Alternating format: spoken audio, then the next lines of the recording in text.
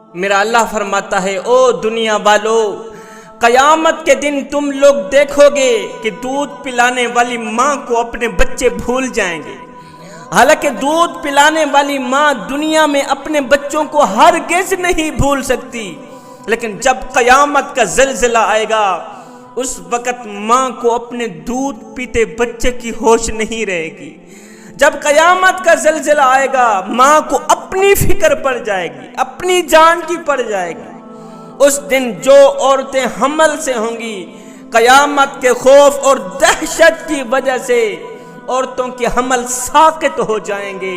میرا اللہ فرماتا ہے لوگو، اس دن جب تم لوگوں کو دیکھو گے، دوسرے لوگوں کو دیکھ کر یہ محسوس کرو گے کہ یہ لوگ نشے میں ہیں، حالانکہ وہ نشے میں نہیں ہوں گے۔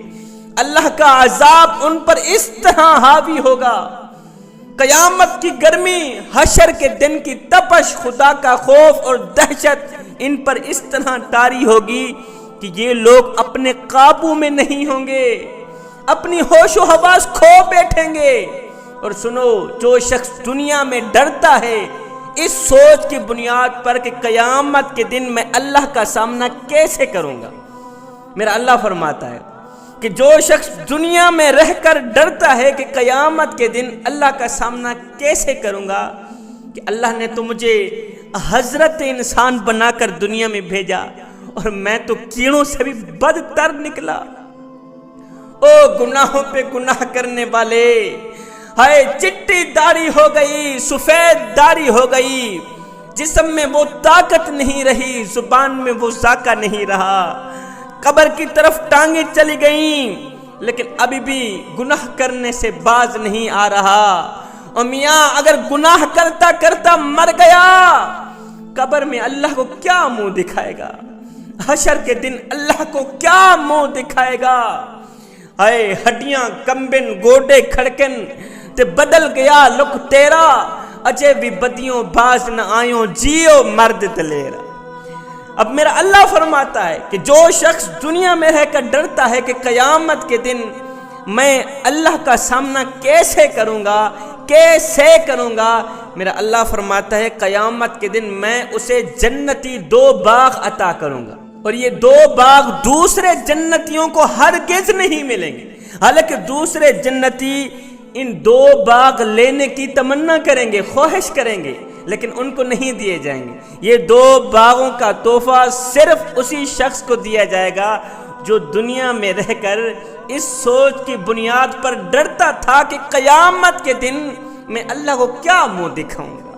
بعض لوگ گناہ بھی کرتے ہیں اور یہ بھی کہتے ہیں جی اللہ بڑا ہی غفور الرحیم ہے، غلطیوں پر غلطیاں، گناہوں پر گناہ کرتے رہتے ہیں، بعد میں کہتے ہیں جی اللہ میاں بڑا ہی غفور الرحیم ہے، ہاتھوں سے ڈنڈی مارتے ہیں، ناپ تول میں کمی کرتے ہیں، بیٹیوں کا بہنوں کا حق مارتے ہیں، ہر وقت جھوٹ بولتے ہیں، امت مسلمہ کے لیے ہر وقت غلط سوچتے ہیں، کانوں سے غلط سنتے ہیں، غلیظ باتیں سنتے ہیں، منہ سے گندی باتیں نکالتے ہیں، یہاں پر نفاق رکھتے ہیں، بغض کینہ حسد رکھتے ہیں، اور اکڑ اکڑ کر چلتے ہیں، ایڑھی مار کے چلتے ہیں، مسجد کے قریب نہیں جاتے، نماز کے نزدیک نہیں جاتے، پھر بعد میں کہتے ہیں جی اللہ میاں بڑا ہی غفور الرحیم ہے، میاں اللہ میاں بڑا ہی غفور الرحیم ہے، بڑا ہی غفور الرحیم ہے۔ مگر سنو، اللہ کا عذاب بھی سخت شدید ہے۔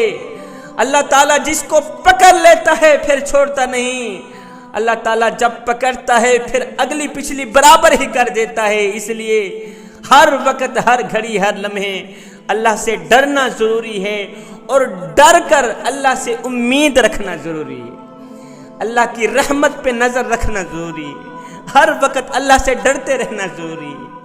قیامت کے دن جب جنتی لوگ جہنمیوں سے پوچھیں گے کہ آخر کون سی چیز نے تمہیں جہنم کا ایندھن بنایا، تو وہ سب سے پہلی بات یہ کہیں گے کہ ہم نماز نہیں پڑھا کرتے تھے، کنجر خانوں کو آباد کرتے تھے، لیکن مسجدوں کو ویران۔ افسوس ہم لوگ نماز نہ پڑھ سکے، کاش کہ ہم لوگ دنیا میں اللہ کو سجدے کر لیتے، نماز پڑھ لیتے، کاش کہ دنیا میں اللہ کا گھر آباد کر لیتے، ہے مسجدوں میں پڑی چٹائیاں ہمارا انتظار کرتی رہیں، الماریوں میں پڑے ہوئے قرآن پڑھنے والوں کے منتظر رہے۔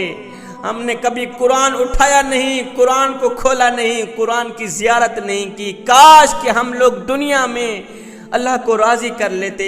ایک فقیر تھا درویش، اس نے کسی جنازے میں شرکت کی، جنازہ پڑھنے کے بعد میت کو دفنایا، میت کی تدفین کے بعد ساتھ میں ایک نوجوان کھڑا تھا۔ اس بابے نے اس نوجوان سے پوچھا، نوجوان میاں تیرا کیا خیال ہے، اگر یہی شخص دوبارہ دنیا میں پلٹ کر آ بھی جائے تو اب یہ کیا کرنا پسند کرے گا؟ اس نوجوان نے کہا، بابا جی اگر یہ شخص دوبارہ دنیا میں لوٹ کر آ بھی جائے تو اب یہ توبہ کرنا پسند کرے گا، اب یہ قرآن پڑھنا پسند کرے گا، اب یہ استغفار کرنا پسند کرے گا، اب یہ نماز پڑھنا پسند کرے گا۔